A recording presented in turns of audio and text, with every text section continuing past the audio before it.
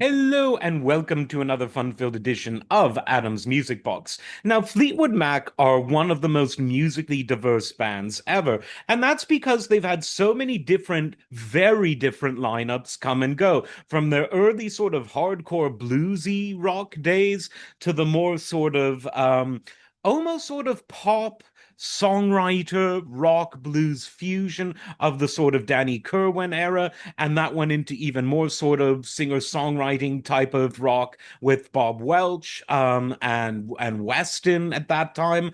And then, of course, there was the classic lineup, which added Buckingham and Nicks to the mix, and they had their self-titled album, and then Rumors, which took over the world, one of the best, genuinely best, and most loved and highest-selling albums of all time. But even though that lineup would remain intact through most of the 80s, at the very beginning of the 80s, end of the 70s, beginning of the 80s, they came out with an album that could have been forgiven for CB. Like, what, did they change lineups again? Well, they didn't. But the album Tusk was just so different than anything that came before it. And this was done intentionally. Lindsey Buckingham later said that he didn't want to be sort of musically typecast into a particular style now that Rumors had become so ubiquitous. And with Tusk, they didn't disappoint. Some of the songs are, in fact, almost a jarring listen. Some are very beautiful and elaborate, some have very unique and strange sounds. But one song that I think really won people over with this new sort of let's throw the old format out the window mode was the title track, because this was a unique blend of two styles that hadn't really been blended before. There was, on the one hand, the song took the form of a highly percussive rock track, but it was really best known for the fact that it incorporated a marching band, the USC Trojan Marching Band. Now, why is that important? Well, there had been many instances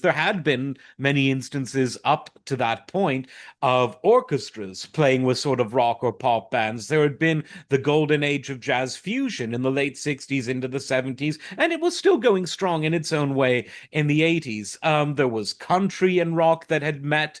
You could argue that its origins were similar. There was funk rock, funk pop, soul progressive music, all of these different combinations. But the ye old marching band was very much I'm having one of those Joe Biden days, people. You must forgive me. It was one of those things that was just sort of absent from the mix. But with Tusk, the title track to this album, Fleetwood Mac rectified that by showing that yes, you can have a very loud and sometimes not very nuanced brassy marching band on a radio-friendly pop record. Not easy to do, and one of the reasons is, like I said, the dynamics of your average marching band tend to be very loud, very raucous, doesn't really blend in well together, much like a pipe band. The bagpipes have difficulty playing with others, even though Rufus Harley, who I've done a video about, did just that by turning the bagpipes into a jazz instrument.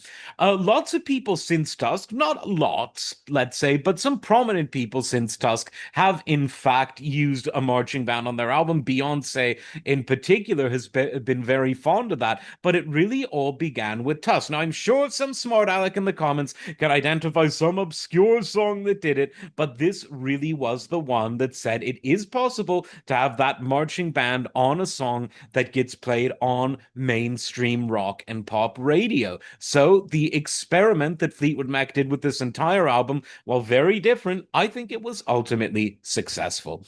As always, like, subscribe, and we'll see you next time. Take care.